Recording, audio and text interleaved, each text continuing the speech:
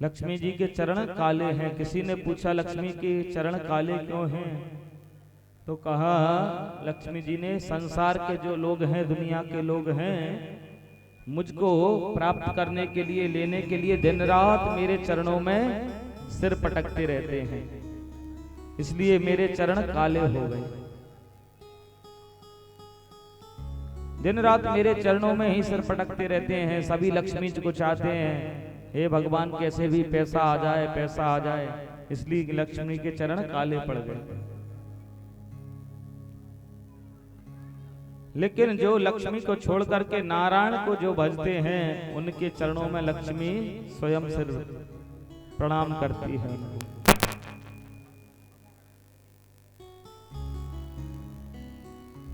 तो एक बात और है, भगवान के भक्त बहुत हैं कृष्ण के, भगवान के शिष्य बहुत हैं, भगवान के सखा भी बहुत हैं, पर भगवान के शत्रुओं की भी कोई कमी नहीं है।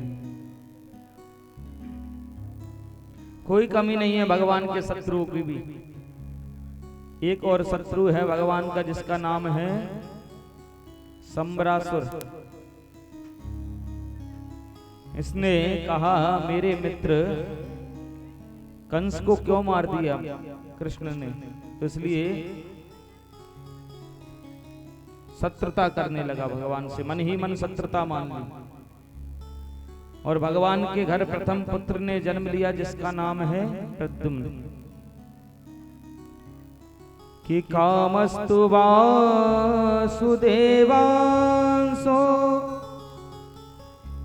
दग्धः प्रागरुद्रमन्युना देहोपपत्तये भूयस्तमेव प्रत्यपद्यत।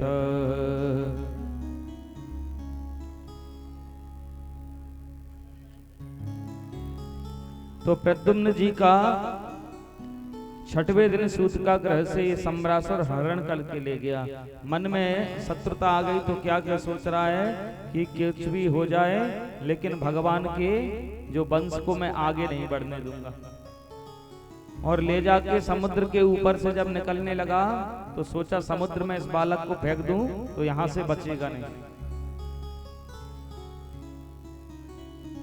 लेकिन जैसे ही समुद्र में बालक को फेंकने लगा, कोई मछली ऊपर मुख निकाल करके श्वास ले रही थी, और सीधा वो बालक मछली के पेट में चला गया। क्योंकि भगवान जिसकी रक्षा करने वाले हैं, उसका कोई कुछ भी नहीं बिगाड़ सकता। इसलिए गोस्वामी जी भी कहते हैं, करऊं सदा तीन के रखवारी, करऊं सदा तीन के रखवारी, करऊं सदा तीन के रखवारी, करऊं सदा तीन के रखवारी। जिमी बालक राखई महतारी, जिमी बालक राखई महतारी, जिमी बालक राखई महतारी, जिमी बालक राखई महतारी, करऊं सदा तिनके रखवारी,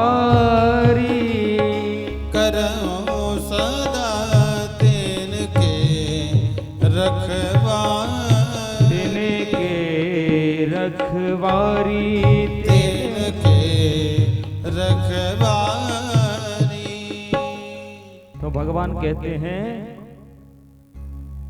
मेरे जो आश्रित हो जाता है, मुझको जो भजते हैं, उनकी मैं हमेशा रक्षा करता हूं। जैसे ही इसने बालक को ऊपर से फेंका तो सीधा नीचे मछली के पेट में ये चला गया। थोड़ी देर में ही कुछ मछुआरों ने उस मछली को जाल में डाल के पकड़ लिया, और जब उस मछली के पेट को चीरा गया ना, तो वो बालक मछली के पेट में से निकला जिंदा। अब देखो, सम्रासुर के घर ही उस मछली को बेच दिया। अब सम्रासुर के घर भोजन बनाने का कार्य करती है विद्यावती। विद्यावती ने उस बालक को ले लिया, उसका पालन पोषण किया। सो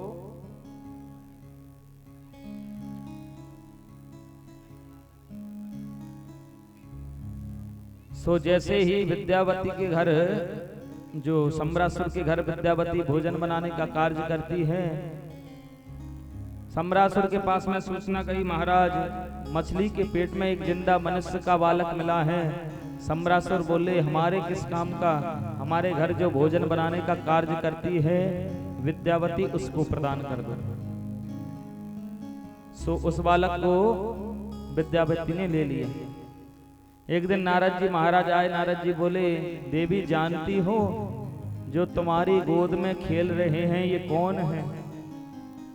बोले कौन? बोले ये हमारे तुम्हारे पतिदेव हैं। लो कर लो बात, गोद में जो खेल रहे हैं वो पतिदेव हैं।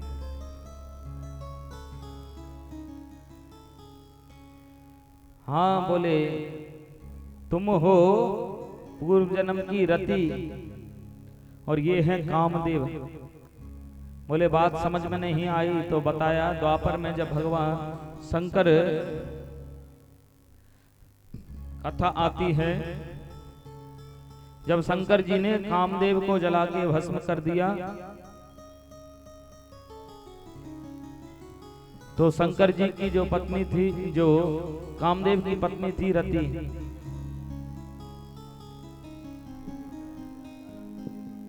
वो रोदन करने लगी।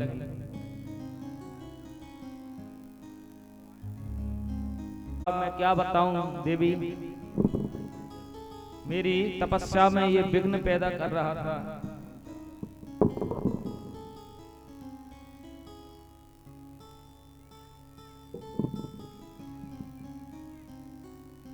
इसलिए जल करके मर गए। लेकिन तुम चिंता मत करो, जब अगला जन्म होगा तो तुम्हारा ये पति तुमको मिल जाएगा। तो नारद जी महाराज कहते हैं ये वही तो है।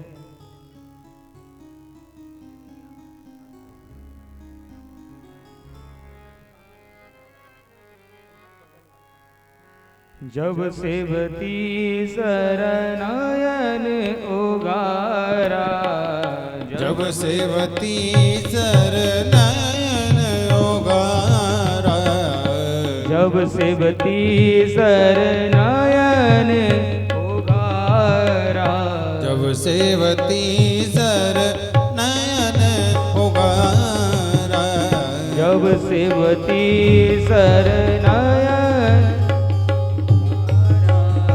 जब सेवती सरनायन उगारा, जब सेवती सरनायन उगारा, जब सेवती सरनायन उगारा, चितवत काम भयउ जरि जारा, चितवत काम भयउ जरि जारा, चितवत काम भयउ जरि जारा, चितवत काम भयउ जरि जारा, जब सेवती सरनायन उगारा, जब सेवती सरनायन उगारा, नयन उगारा, नयन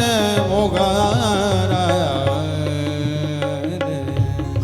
सामा गा पा मा पा दा नी दा पा मा पा मा सा रे सा। जब सेवती सरनायन उगारा, जब सेवती शरणन उगारा, जब सेवती शरणन तीजर नयन तीजर नयन उगारा। तो शंकर जी ने कामदेव को जला के भस्म कर दिया। जब तीसरा नेत्र खोला, क्योंकि शंकर जी का वैसे शंकर जी को क्रोध आता नहीं, क्योंकि उनका ना अवतार किस लिए हुआ है, किस नाम से संबोधन है, करुणावतारम। शंकर जी करुणा के अवतार हैं। क्रोध अवतार शंकर जी का नाम कहीं नहीं है। कर्पूर गौरम करुणावतारम, शंकर जी करुणा के अवतार हैं।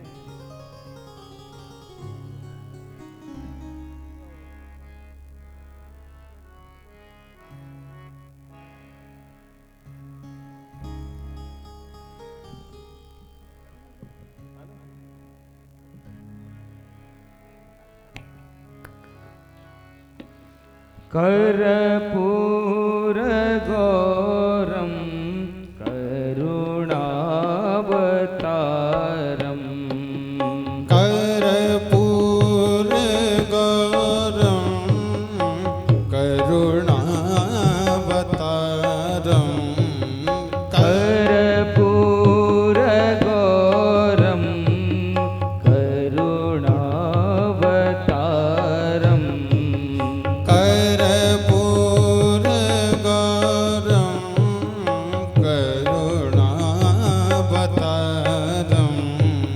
संसार सारम भुजगेन्द्रहारम, संसार सारम भुजगेन्द्रहारम, कर्पूर गौरम करुणावतारम, कर्पूर गौरम करुणावतारम,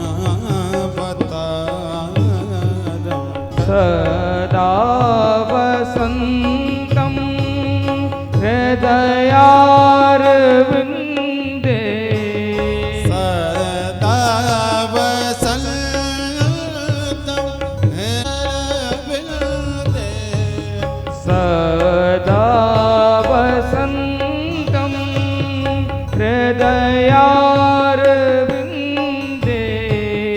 सदा वसन्तं हृदयारविन्दे, भवं भवानी सहितं नमामि, भवानी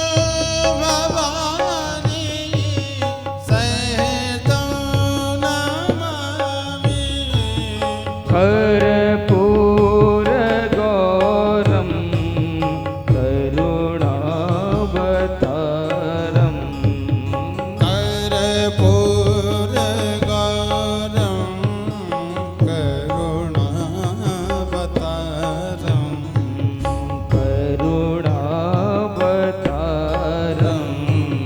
करुणावतारम।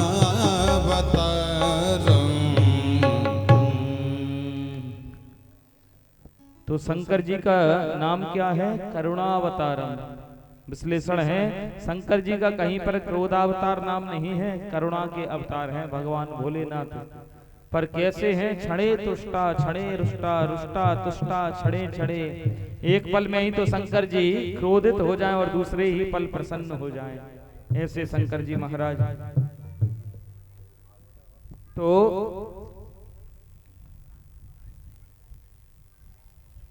तो जब जला करके कामदेव को भस्म कर दिया, रति रोने लगी तो कहा कि तुम चिंता मत करो,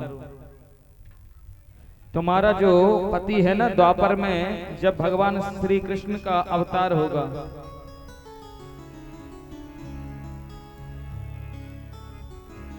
जब यदुवंश कृष्ण अवतार अवतारा जब यदुवंश कृष्ण अवतारा जब यदुवंश कृष्ण अवतारा जब यदुवंश कृष्ण अवतारा जब यदुवंश कृष्ण अवतारा जब यदुवंश कृष्ण अवतारा जब यदुवंश कृष्ण अवतारा जब यदुवंश कृष्ण अवतारा कृष्ण अवतारा कृष्ण अवतारा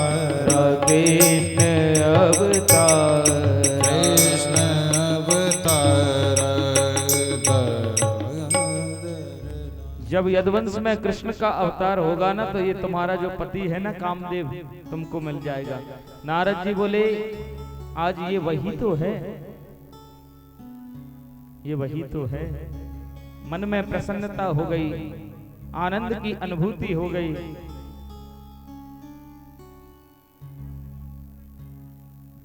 क्योंकि हमारे 3 शत्रु हैं देखा जाए जीवन में।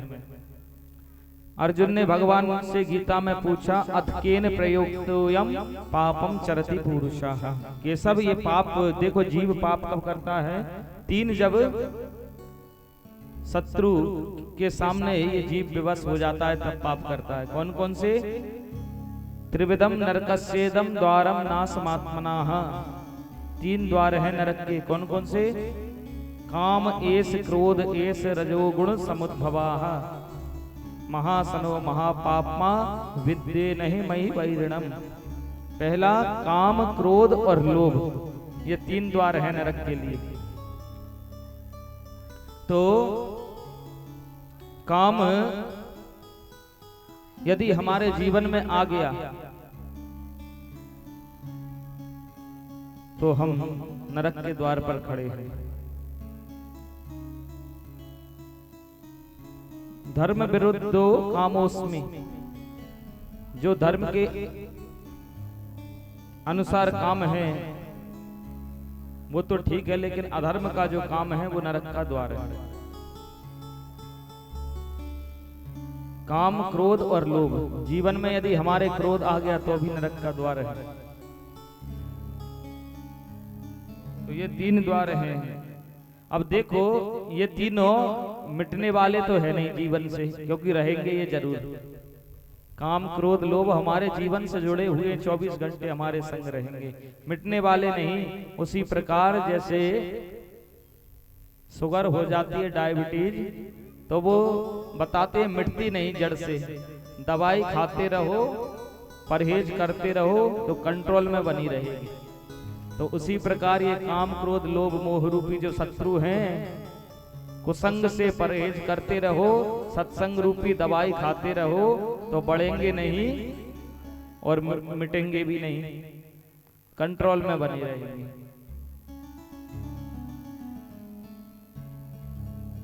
क्योंकि संग का रंग, जैसा संग करो वैसा रंग जीवन में चढ़ता है। भगवान का दूसरा विवाह हुआ भालू की बेटी के साथ में। परीक्षित बड़े ध्यान से सुन रहे थे। भालू की बेटी के साथ में भगवान का विवाह कैसे हुआ? बोले द्वारका में एक राजा रहते थे जिनका नाम था सत्राजित। अब वो राजा ऐसे थे कि भगवान सूर्य के परम भक्त थे। तो सूर्यदेव ने उनको एक ऐसी मणि दी थी कि 10 घंटे उस एक आसन पर बैठ करके उसका भजन किया जाए तो वो मणि 2 कुंटल सोना रोज देती थी। ऐसी सुंदर मणि थी। राजा सत्राजित एक दिन भगवान की सभा में गए तो भगवान ने पूछा, एक बात बताओ राजन, तुम कितने लोग हो घर में? सत्राजित ने कहा, एक मैं हूँ, एक मेरी पत्नी है, मेरा एक छोटा भाई है प्रसेन और एक मेरी छोटी पुत्री है सत्यभामा। तो भगवान ने कहा, एक काम करो ना, यदि तुमको अच्छा लगे तो इतनी बड़ी मणि रख करके करते क्या हो, तो वो मणि हमको दे दो। भगवान ने उस मणि को इसलिए मांगा समाज के कल्याण के लिए, गरीबों के हित के लिए। लेकिन सत्यराज ने मना कर दिया, महाराज मैं अपनी मणि तुमको नहीं दे सकता। भगवान ने कहा भैया नहीं दे सकते तो मत दो, हम उसमें क्या कर सकते हैं, तुम्हारी चीज है। अब एक दिन क्या हुआ, इसका भाई जो था ना प्रसेन, उस मणि को गले में धारण करके गया जंगल में, तो किसी शेर ने इसको मार दिया, मणि शेर ने छीन ली। अब शेर देखता है चमकीली वस्तु तो बहुत है लेकिन खाने की नहीं मालूम पड़ती, खाने की नहीं लगती मुझको। शेर बड़ा परेशान। उधर से जामवंत जी निकले, सो जामवंत जी ने शेर को मार दिया और मणि उन्होंने छीन ली। अब जामवंत जी भी देख रहे हैं बड़ी अच्छी वस्तु लग रही है पर चमकीली है, चलो कुछ भी सही, मेरी बेटी जाम्बवती के लिए खिलौना तो हो ही गया। सो वो मणि को लेकर के अपनी गुफा में आ गए।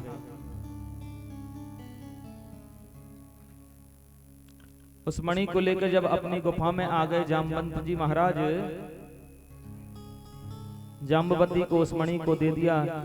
इधर सत्यराजित ने प्रचार कर दिया, शायद कल कृष्ण ही मुझसे मणि मांग रहे थे, उन्होंने ही मेरे भाई को मरवा दिया और मणि खुद अपने पास में रख ली। भगवान ने गुरुजी से कहा, गुरुजी देखना मैं तो ये भी नहीं जानता कि उसका भाई कौन सा है, और ये बिना बात का कलंक मुझको क्यों लग गया। गुरुजी बोले, कन्हैया तुमने शायद चौथ वाला चंद्रमा देख लिया। हाँ, भादों में जो आता है ना चौथ का चंद्रमा, क्योंकि उस दिन जो चंद्रमा का दर्शन करता है ना उसको व्यर्थ का कलंक लग जाता है, झूठा। पुराणों में कथा आती है, क्या हुआ एक बार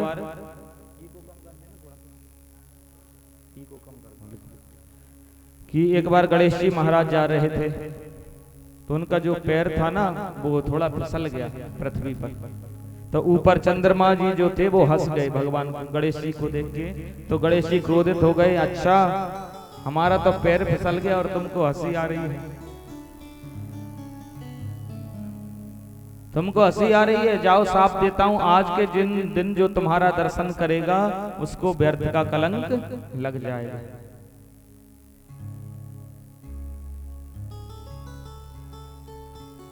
तो बोले ये वही चौथ वाला चंद्रमा कन्हैया तुमने देख लिया है। तो भगवान ने कुछ लोगों को साथ में लिया और प्रसेन को खोजने के लिए वन में गए। तो क्या देखा, प्रसेन मरा पड़ा है। थोड़े आगे गए तो सिंह भी मरा पड़ा है। तो भगवान उसके चरण चिन्हों के सहारे सहारे जाम्बवंत जी की गुफा तक पहुंच गए। जैसे ही जाम्बवंत जी की गुफा में प्रवेश किया, जाम्बवती जो थी मणि से खेल रही थी। किसी अनजान पुरुष को जब अपने घर में देखा तो डर करके भीतर भाग गए, चिल्लाते हुए गई। जाम्बवंत जी को बड़ा क्रोध आया, अच्छा हमारी बेटी को डरा दिया, कौन आ गया मेरी गुफा में। सो आप देखा ना ताब, सो भगवान से युद्ध करने लगे। सुखदेव जी कहते हैं परीक्षित 27 दिन हो गए लड़ते लड़ते। जब जाम्बवंत जी की एक एक नस ढीली पड़ गई ना तो बोले सब समझ गया मैं तो, आप तो मेरे राम जी हो। बोले क्या मतलब। बोले भगवान राम जब रावण को मार कर आए ना तो सबने कुछ ना कुछ मांगा। अब कोई हमारे जैसा तो था नहीं भगवान की सेना में जो धन संपत्ति सोना चांदी मांग ले। किसी ने प्रेम मांगा, किसी ने भक्ति मांगी, किसी ने कुछ मांगा, लेकिन जाम्बवंत जी ने कुछ नहीं मांगा। शांत खड़े हैं। भगवान ने पूछा, कहो जाम्बवंत जी तुम भी कुछ मांग लो। बोले मैं क्या मांगू प्रभु, नहीं कुछ तो मांग लो। बोले मैं तो चाहता हूं मेरी जो बाजुओं की खुजली थी ना शरीर की, मैं तुम्हारे ही साथ में दो दो हाथ करना चाहता हूं, मेरी खुजली नहीं मिटी बाजुओं की। भगवान बोले क्या मतलब। बोले रावण की सेना में मेरे टक्कर का कोई वीर नहीं था। रावण था वो आपके लिए छोड़ना था, इसलिए मैं चाहता हूं मैं मेरे प्रभु में ही कितना दम है, थोड़ा युद्ध तुमसे ही दो दो हाथ हो जाए। भगवान बोले देखो सेवक और स्वामी का जो युद्ध है वो मर्यादा के बिल्कुल विपरीत है। इसलिए मैं तुम्हारे साथ में युद्ध नहीं कर सकता, पर चिंता मत करो, आगे जब अवतार लूंगा मैं कृष्ण का, तो वहां पर तुम्हारी इस इच्छा की पूर्ति अवश्य हो जाएगी। तो जामवंत जी बोले, आज मैं सब समझ गया, आप तो मेरे राम जी हो, और ये मणि क्या बेटी भी तुम ले जाओ। तो भगवान का दूसरा विवाह जाम्बवती के साथ में हो गया। अब आप मन में विचार करो, भालू की बेटी कैसे होगी, देखने में भालू जैसी ही तो होगी। तो भगवान ने यहाँ पर एक लीला रची। कौन सी?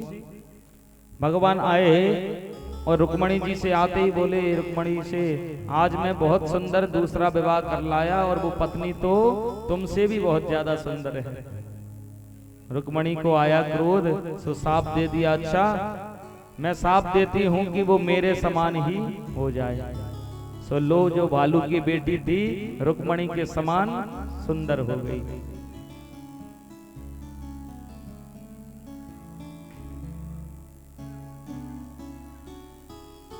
भगवान ने मणि ला करके जामवंत जी को, इधर सत्राजित जी को दे दी। भैया बिना सोचे समझे किसी को कलंक नहीं लगाते। सत्राजित को मन में बड़ा पश्चाताप हुआ, पत्नी के पास जाके बोले, देखो हमने अच्छा नहीं किया कि भगवान को कलंक लगा दिया। सो पत्नी बोली, एक काम करो ना, रुक्मणी के समान हमारी बेटी भी भगवान के चरणों में प्रेम करती है, तो क्यों ना अपनी बेटी का विवाह भगवान से कर दो। तो जब रिश्तेदारी हो जाएगी तो भगवान सारी बात भूल जाएंगे। सो भगवान का तीसरा विवाह हो गया सत्यभामा के साथ में। और मणि भगवान ने अपने पास में नहीं रखी, बोले इस मणि को तुम ही रखो। भगवान जब अर्जुन को लेकर के वन में गए तो एक निर्जन वन में तपस्या करते हुए एक सांवली सलोनी नारी को देखा। भगवान तो दूर खड़े हैं, अर्जुन ने उसका परिचय पूछा, देवी इस निर्जन वन में तुम अकेले तपस्या कर रही हो, तुम्हारा परिचय क्या है? तो उसने कहा, देखो मेरा परिचय कि अहम देवस्य सवितुर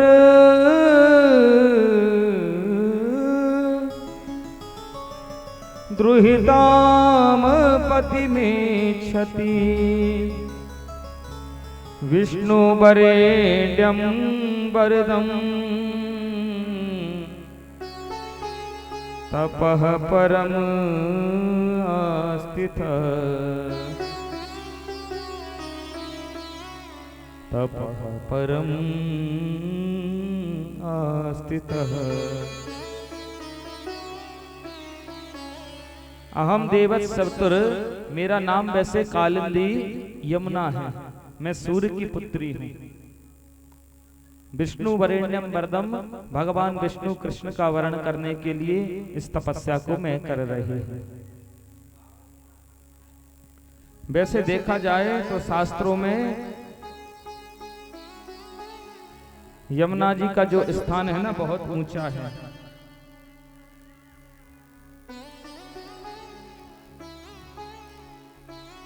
क्योंकि ये सूर्य की पुत्री यमराज की बहन है, शनि देव की बहन है। एक बार एक कथा आती है पुराणों में, जब यमराज ने अपनी बहन से राखी बंधवाई, तिलक करवाया, तो उन्होंने वरदान मांगने के लिए कहा यमुना जी को कि तुम वरदान मांगो, क्या चाहिए? तो यमुना जी ने कहा था, आज के दिन जो मेरे में स्नान करेंगे उनको यमलोक कभी भी नहीं जाना पड़ेगा। तो आज भी दीपावली के दूसरे दिन दो भाई दूज आती है मथुरा में विश्राम घाट पर, यदि भाई बहन साथ में डुबकी लगाते हैं ना यमुना जी में, उनको यमपुरी में नहीं जाना पड़ता, यमराज कभी लेने नहीं आते। उस दिन बहुत भीड़ होती है, बहुत देश विदेश से बड़े श्रद्धालु आते हैं और यमुना में डुबकी लगाते हैं। इसलिए कहते भी हैं, यमुना यमदूतन तारत है, भवतारत है श्री राधिका रानी।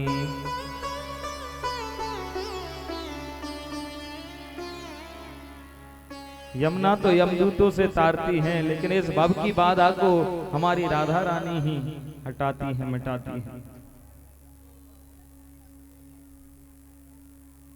इस भव रूपी बाधा को श्री राधा रानी ही हरण करती है, क्योंकि राधा रानी बड़ी प्यारी है हमारी। आइए प्रभु नाम का स्मरण करें, जब तक सभी लोग शांति से अपना स्थान ग्रहण कर लें।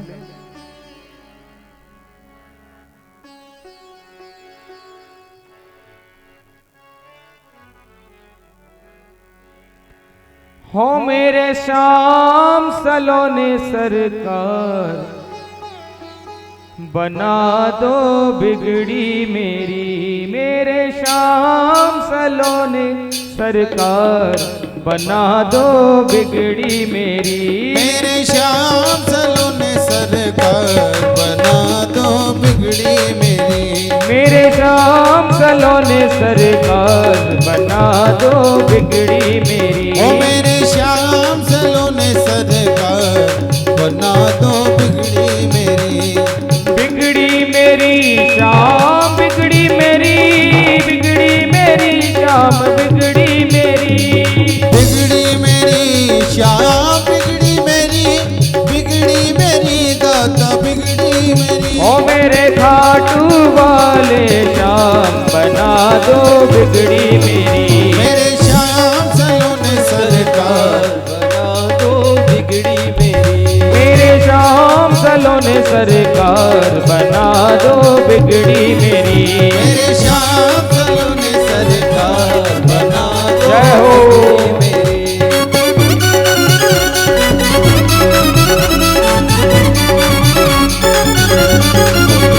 हरि बोल।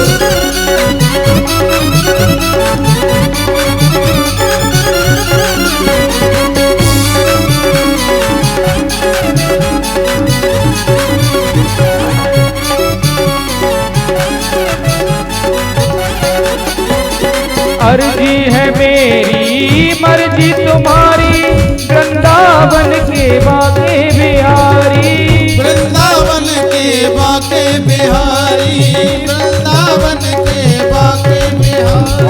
अर्जी है मेरी, मर्जी तुम्हारी, वृंदावन के बाके बिहारी।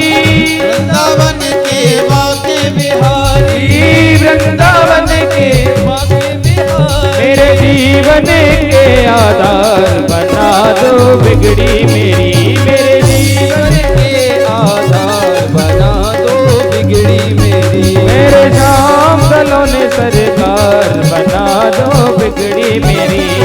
श्याम सलोने